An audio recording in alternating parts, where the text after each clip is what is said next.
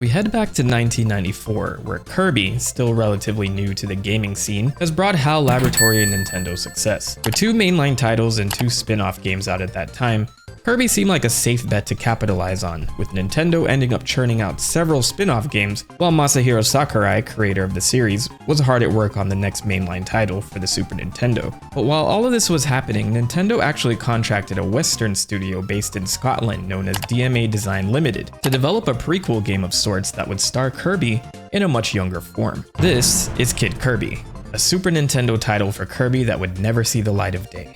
And its developers, DMA Design LTD, would eventually become the folks that brought us Grand Theft Auto. You heard me correctly, this team was Rockstar North in its earliest form, with Kid Kirby actually being simultaneously developed alongside the very first Grand Theft Auto. So what happened to this game, and what do we know about it? Most of the information in this video is compiled from recollections and details from former employees of DMA Design LTD. Unfortunately, there is no existing prototype of this game where we can see it in action, but I'll try my best to tell this story based on the facts that we do know. And by the end of this video, if you've learned something new or you enjoyed the content, please leave a like, subscribe, or one of those other things that YouTubers always say. Kid Kirby stars a younger version of Kirby going on one of his earliest adventures. Believe it or not, a good chunk of the planned story was uncovered only a short time ago. Steve Hammond, the co-writer for Grand Theft Auto 1, would be in charge of Kid Kirby's instruction booklet, and courtesy of the Kid Kirby archive on Twitter, we're able to get a more detailed glimpse at the plot of this game. Welcome to Storytime with Mentok.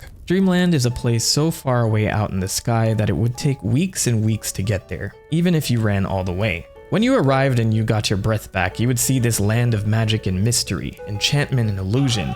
If you were lucky, you might even see a pudgy pink ball of cuteness called Kirby. If it was a long time ago, past last week even, you might have seen Kirby when he was very young, just a kid in fact. So it's confirmed this game takes place at least a week, or possibly as far back as 1,000,000 years prior to Kirby's Dreamland. So make sure you all update your Kirby timelines. It was always bright in Dreamland, even the nights weren't too dark. And on this particular bright day, Kirby decided that he fancied having an adventure of some sort. He was still innocent and didn't realize that adventures could get a young pudge ball into all sorts of trouble. In the town square, all of the concerned oldsters were mumbling and debating about something that Kirby couldn't quite hear. They all seemed terribly bothered. So bothered, in fact, that they ignored him completely. And at this stage of the manual, I can tell they had no clue what this game was going to be about. Luckily for our young hero, he found a newspaper to let him in on the secret.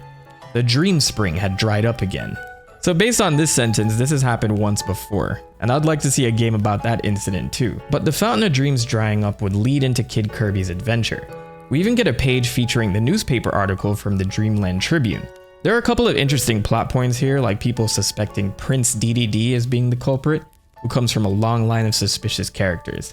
Yes, we would have seen King DDD's early days as a prince, which would have confirmed that he and Kirby have known each other for quite some time. Another detail within the article is this sentence: wilder notions point toward the Underworlders, which I can only speculate would have been either the major antagonist group for this title, or it's just a play on the paranoid conspiracy theorists in Dreamland blaming the incident on mole people. Other details from developers of the title would reveal that the Star Rod would have been stolen from the Dream Fountain, so I guess the major story beats here were heavily influenced from Kirby's adventure. In the manual itself, Kirby would have communicated to the reader in what they called Kirby's Kid Speak, which has a speech cloud with fruits and vegetables as the characters, as Kirby demonstrates the control scheme. Whether this language would have played a role within the game itself is anyone's guess.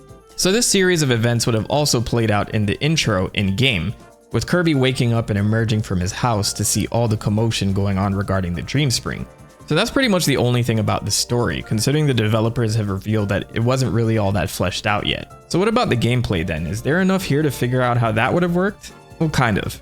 We know that the game was meant to be a very different style of platformer that would utilize the mouse peripheral for the Super Nintendo, the Super NES mouse. So this game control-wise would have worked much like Mario and Wario, where you kind of influence Mario's actions but not directly control him.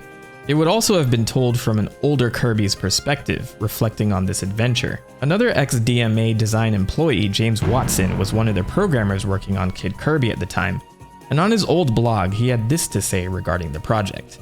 I was originally brought on the project to do the front end.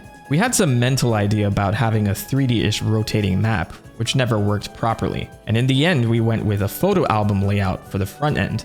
The game was mouse-driven, allowing us to make the front end easy to use with large friendly buttons. We even had a cool Nintendo intro, with the logo embossed into the cover of the album that faded in.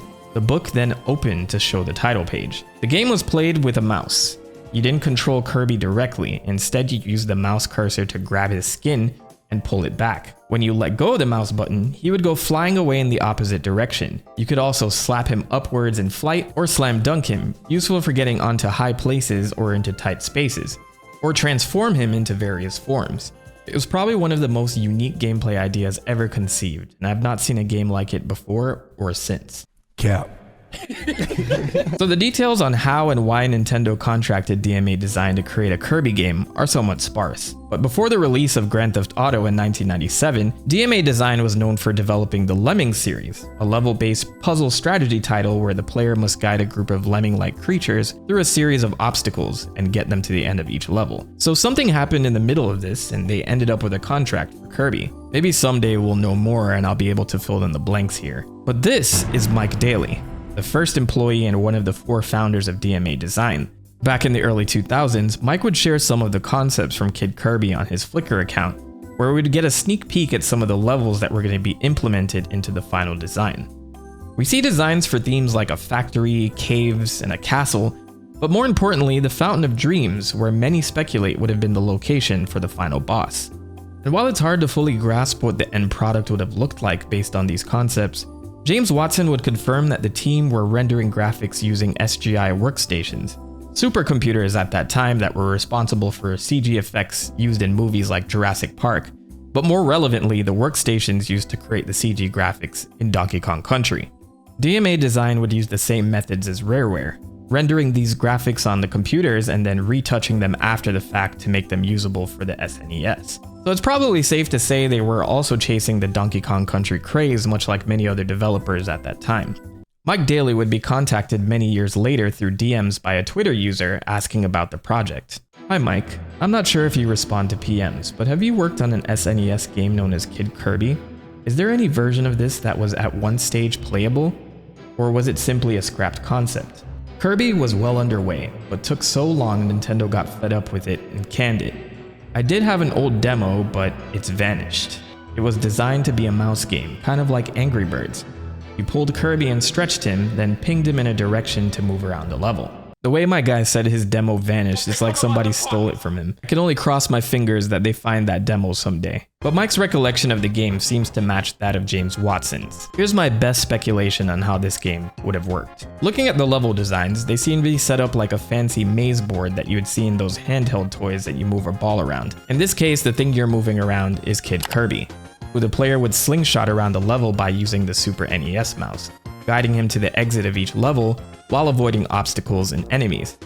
While in flight, the player could slap or dunk Kirby to drastically change his direction, or use a set of copy abilities that would influence his trajectory. So all of these ideas kind of culminate in my mind as this interactive maze board with elements that you would see in Angry Birds and some things that we saw in Kirby's Dream Course as well, where you can influence Kirby's movements through copy abilities in air. And James Watson would mention on his Giant Bomb profile that the main game would have consisted of 120 levels, with about 60 of these being part of the main game, while others were secrets accessed via hidden doors in the levels. They would have also planned a 2-player race mode where players would have had to have competed to get to the exit first. The project is scrapped for several reasons. The DMA Design team was taking longer than Nintendo could stomach. They were also busy at this time working on the next Lemmings project and Grand Theft Auto, 2 games that interested the team more than Kid Kirby. On his Giant Bomb profile, James Watson has also said, quote, "This game was actually in development at the same time as Grand Theft Auto. Strange as it may seem, I was pulled off GTA and moved back to Kid Kirby, which at the time seemed like a bit of a come down and was part of the reason I left DMA Design in the first place." Another reason the game may have gotten canned was due to poor sales of the Super NES mouse that was meant to be bundled with Kid Kirby. Dave Jones, another one of the founders of DMA, has said, quote, "It was to be a showcase for the SNES mouse, but the mouse did not sell that well, and the game was not great when played with a joypad, so it never saw the light of day." Despite all this, a small advertisement for Kid Kirby would reach only one publication, and that was Club Nintendo Mexico. This is where we would see this promotional art for the game. As for DMA Design, many of the employees and original members would leave the studio, while others remain at Rockstar North to this day. And perhaps the reason Kid Kirby never came to be was that they had their heads down on the original GTA, leading to the creation of this multi-billion-dollar franchise. So while that's all the information that we know about Kid Kirby, maybe the prototype will be rediscovered one day. And when it does, if it does, I'll be there for the follow-up. But until next time, Mentok out.